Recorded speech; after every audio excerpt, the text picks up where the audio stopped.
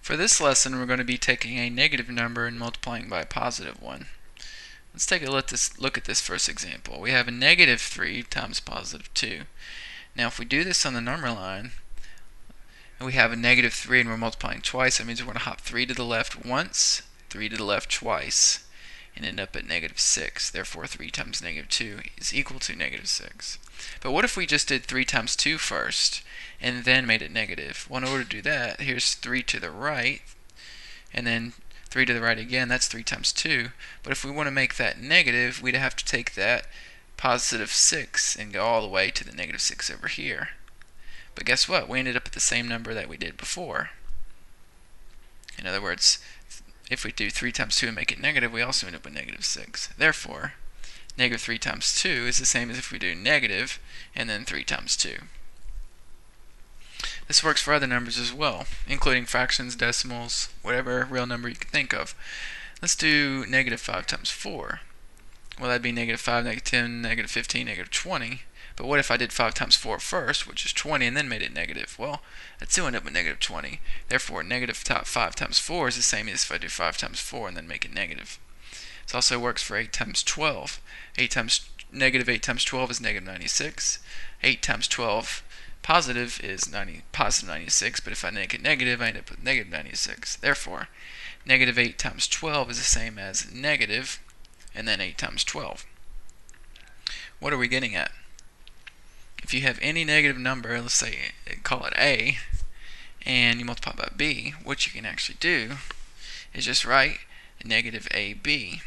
And again, when you write a, b next to each other, that's the same thing as a times b, just a little bit shorter way of writing it. And so actually all you're doing here is more or less just removing the multiplication sign and leaving the negative out front. Let's take a look at some examples together. Again, this lesson's titled Simplifying a Negative Times a Positive Number. And again, the quickest way to remember this, after you understand it, of course, which is what I just showed you, you're removing the multiplication sign and leaving the negative out front, because they are one and the same. They're equal to each other. Okay, if I have negative x times y, what do you think that's going to give me? Well, if you thought of that quick shortcut I just showed you, you would see, right, that it's negative xy.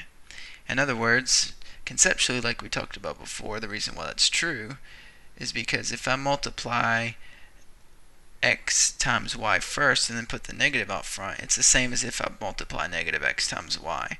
Only with variables, we don't know what two variables multiplied by each other equals as far as a specific number, because we don't know what x and y are, right?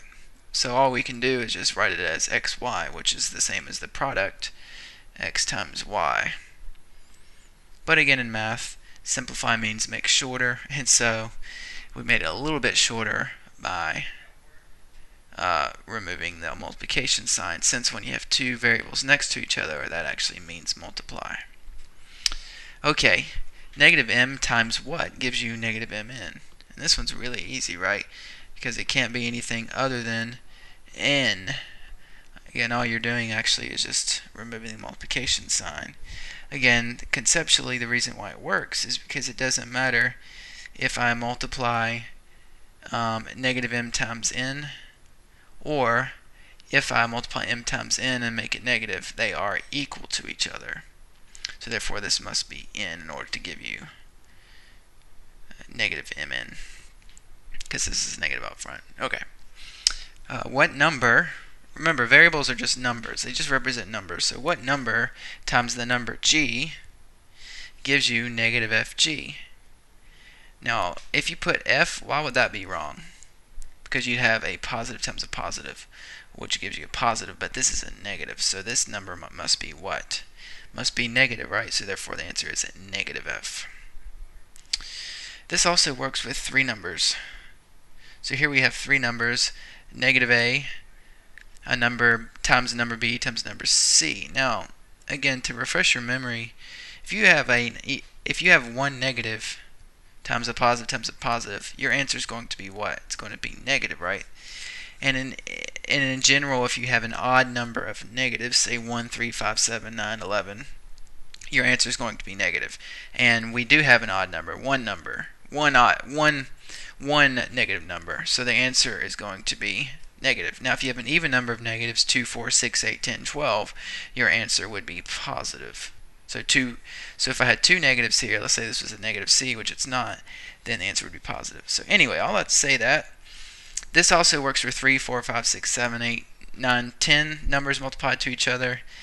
We actually just have one negative number out front, and therefore we can just write this as negative ABC. In effect, what we've done is we've kept the negative, just like in the other examples, and we've condensed it by removing those multiplication signs. Just write negative ABC, since ABC just means A times B times C. Let's do this one together, and then we will be done. Negative x times y times what gives you negative xyz. Well, this one's really easy, again, because these two numbers have to be the same, right? And again, we have only one negative here and one negative here, so that answer in the box can't be negative. It's going to be positive, and your answer is going to be positive z. Once again, the name of this lesson is Simplifying a Negative Times a Positive. And again, the quick way and easy way to remember it is keep the negative out front, right? And then instead of writing multiplication sign, you can just go ahead and leave that out, and your final answer is going to be negative AB. Negative A times B gives you negative AB.